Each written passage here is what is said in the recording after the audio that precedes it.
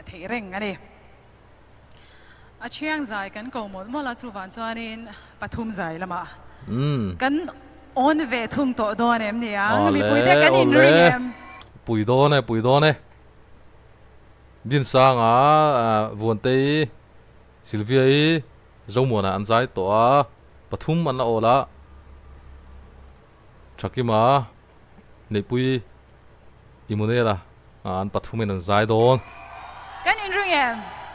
thao wat chak om to ve kan tho mala na lo tlatin ka sia mi pui te kan in ran chuan pathum zai kan som dona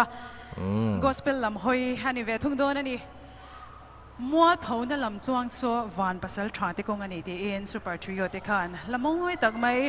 ring tu te ta na chona la thatak min nu chia zanina hian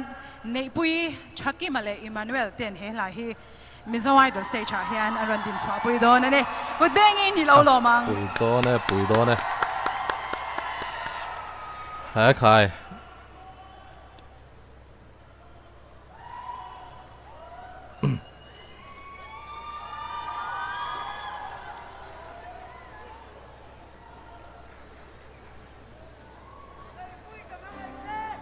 oh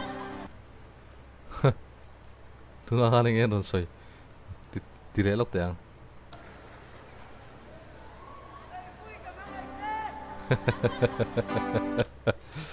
à khai Neihpuii có mang ai chứ anh thì bắt trẻ em mang ai về này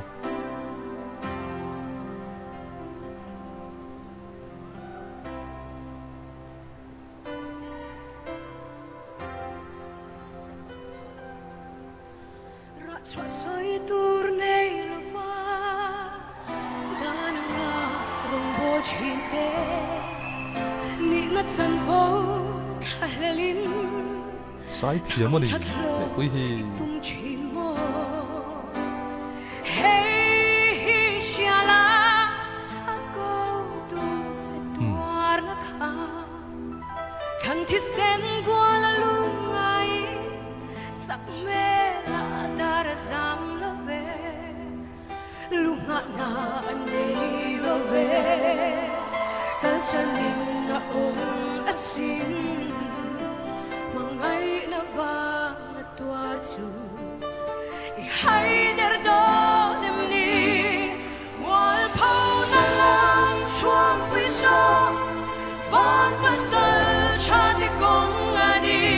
môi lúc tục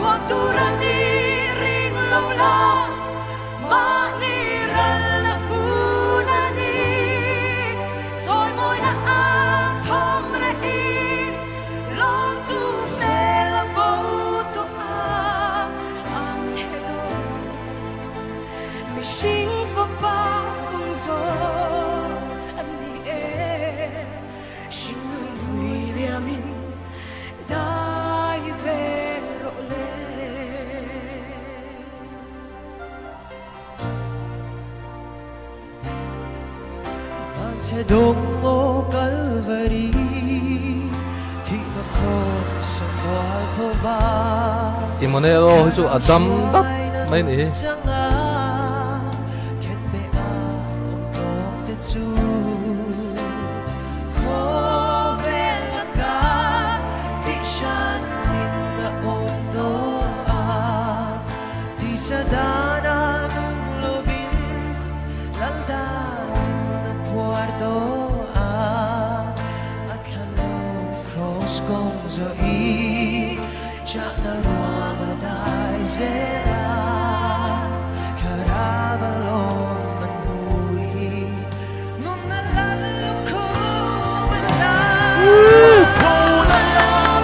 Pui lúc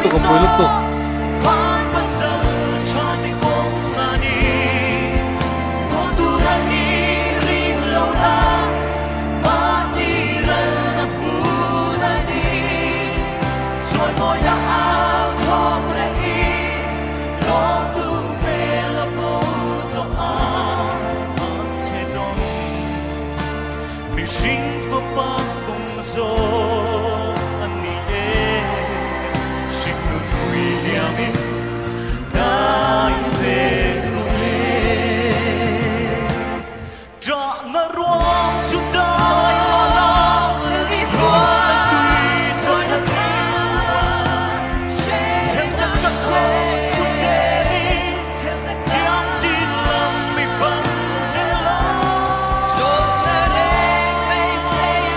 na lutok Dam la tu la dam sia Mizo na Rong po tura chandam Kan ni Christian chalai le Sam lovin no An thế đông mi sinh phụ ba công gió ni zorom sani wate po ang leklek Williamin Dai vero le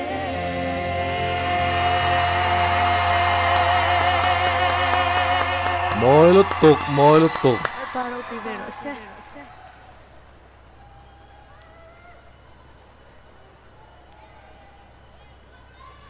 Abang ainom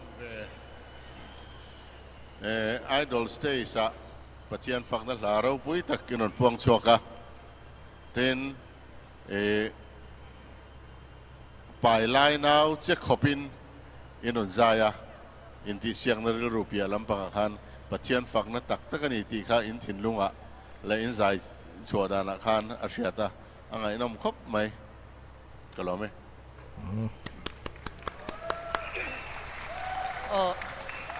hei ti hian an ti thina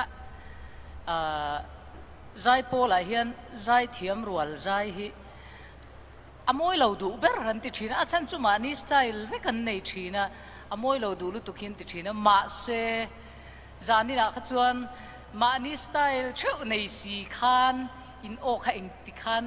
eng tin nge tiang khan in akal rual moi em thei ti kha karil rual lo oma tin in la saka kha in sanung katia in hey thin lung khoi zak khan in ron sa ka kha in ti tha ka ti le mai anu am lu tuk in jai tha e lom na tage Neihpuii Ṭhakima le Emmanuel in chemistry in dynamic avan bon em zanin khan avan ngai nom telul em ama zong khan in leng zemin kan lawin chia in pathumin ron chuak chia iron zaya min ron up ne lutuka dan tur ber po ka thiam lo amoya anunga in ti thatlotin ka sha kalome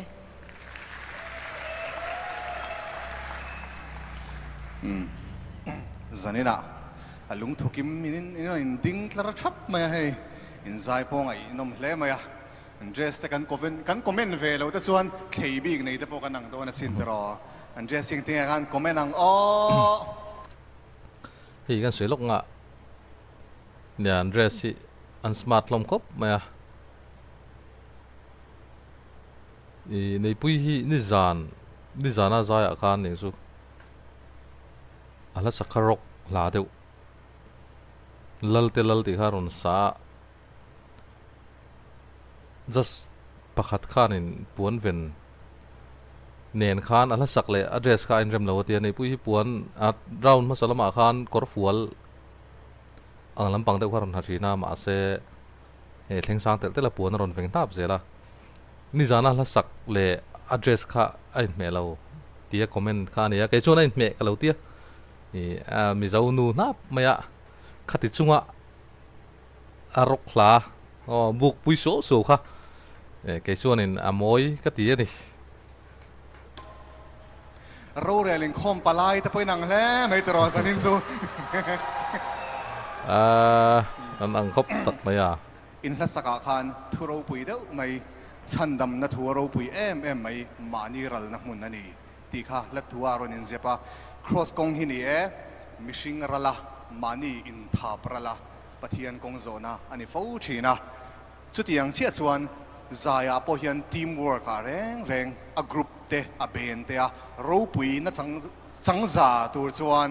mani in thapral ngam mangai thina zanina zai thiam rual em mai pathum om khom si na mani ro pui big tum lova langsar tur big in dom kanga apil tur big in han pil thak mai te kha in tho ho na kha awahan ro pui tak em pathianin mal asomang ti karing kat ke chuan kalome lom na tage Emmanuel hi chèn col ama cor lo lu tang deu lo mo bas sual ta cái o ang vak pon kalau sau sing cái chuan khi nal khop mai Nehru code ne mo zain chu cái này cho Nehru code kan ti thina kan chana kan thian pa chuan MCS kor ati cheng kol ti hi atong kam moi zok in kan manga ram chang kang zok le 5 star restaurant ropui Michelin star nei khopa te hi chuan oyster hi chu menu ropui ber te singa mi ni về tlat Ale, mai Neihpuii, Emmanuel le Ṭhakima te kan lo me. lấy cái Mizo khian result tan puang do na eng po se result pu ne ro kan react to lo mai nga chu ti rol chuan react lovin a video in an result puang lai te chau chu ron da ve kan tum don ni o le thli tu te in zawa in mang tha ve ku le